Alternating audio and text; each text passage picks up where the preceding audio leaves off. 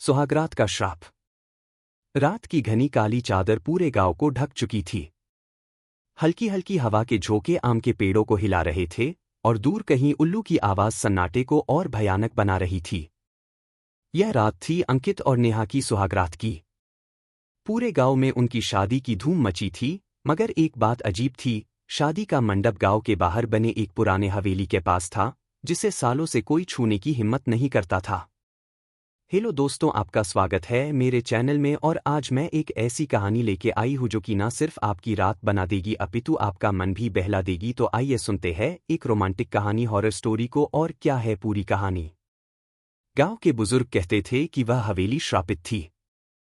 वहां कभी एक नवविवाहित जोड़ा रहा करता था, लेकिन उनकी सुहागरात की रात एक अजीब हादसा हुआ था। कोई नहीं जानता था कि असल में क्या हुआ, मगर अगली सुबह दोनों की लाशें मिलीं और तब से वहां जाने की हिम्मत किसी ने नहीं की।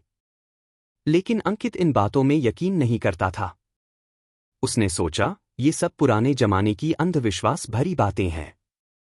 रात का पहला पहर। शादी के सभी रीति रिवाज खत्म हो चुके थे। मेहमान विदा हो चुके थे और अब सिर्फ अंकित और नेहा अपने कमरे में थे।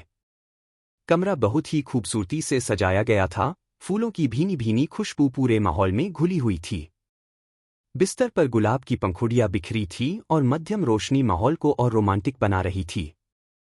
नेहा शर्म से घूंघट में थी और अंकित उसके करीब आया।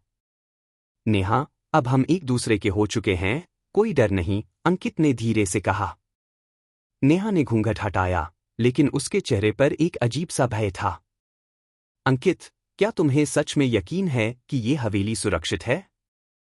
मैंने सुना था कि यहां कोई रहता है। कोई जो हमें देख रहा है? नेहा की आवाज कांप रही थी। अंकित हंस दिया, अरे ये सब बस अफवाहें हैं। डरने की कोई बात नहीं। लेकिन तभी खिड़की के पर्दे अचानक जोर से फड़फड़ाने लगे, जैसे किसी ने उन्हें झटके से खींचा हो। हवा कमरे के अंदर चल रही थी, मगर खिड़की तो बंद थी। रात के मध्य में कुछ अजीब। अंकित ने नेहा को संभाला, कोई बात नहीं, शायद हवा होगी। लेकिन तभी कमरे के कोने में रखा आईना हिलने लगा। नेहा की नजर आईने पर गई और उसने जो देखा, उसकी चीख निकल गई। आईने में उनकी तस्वीर तो थी, मगर उसके पीछे कोई और भी खड़ा था, एक औरत, सफेद साड़ी में, बिना आंखों के। अंकित तुरंत मुड़ा, लेकिन उसके पीछे कोई नहीं था। जब उसने दोबारा आईने की ओर देखा, वह औरत अब हंस रही थी और धीरे धीरे आईने से बाहर आ रही थी। यह मेरा घर है और ये मेरी सुहागरात है, उस औरत की आवाज जैसे कमरे में गूंज उठी। नेहा कांपने लगी, अंकित, यह वही श्रापित औरत है, हमें यहां से भागना होगा। अंकित ने नेहा का हाथ पकड़ा और दरवाजे की तरफ दौड़ा, लेकिन दरवाजा अपने आप जोर से बंद हो गया। भूत की सच्चाई। कमरे की दीवारों पर खून से अजीब आकृतियां बनने लगीं। चारों तरफ किसी के रोने और हंसने की आवाजें गूंजने लगीं। नेहा डर के मारे जमीन पर गिर गई और तभी वो औरत धीरे धीरे उनके करीब आने लगी। अंकित ने हिम्मत करके उससे पूछा, तुम कौन हो? हमें क्या चाहिए? भूतिया औरत रुक गई और उसकी आंखों से काले आंसू टपकने लगे। उसने कहा, मैं भी कभी दुल्हन थी, मेरी भी सुहागरात थी, लेकिन मेरे पति ने मुझे मार डाला। नेहा और अंकित दोनों ने दहशत से उसे देखा।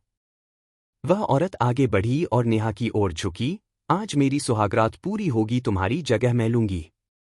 अंकित चिल्लाया, नहीं, लेकिन जैसे ही उसने आगे बढ़कर नेहा को बचाने की कोशिश की, हवा में किसी ने उसे जोर से धक्का दे दिया। भूत ने अपनी जगह नेहा को धक्का देकर बिस्तर पर गिरा दिया और खुद उसकी जगह लेने लगी। नेहा का शरीर कांपने लगा, उसकी आंखें सफेद होने लगीं और धीरे धीरे उसकी आवाज बदलने लगी। सुबह की पहली किरण। गांव वालों ने जब दरवाजा तोड़ा तो उन्होंने जो देखा उससे उनकी रूह कांप गई। बिस्तर पर नेहा नहीं, बल्कि वही भूतनी बैठी थी और अंकित बेहोश पड़ा था। जैसे ही धूप कमरे में पड़ी, भूत की तेज चीख गूंज उठी और वह काले धुएं में बदलकर गायब हो गई। लेकिन नेहा का कोई पता नहीं था।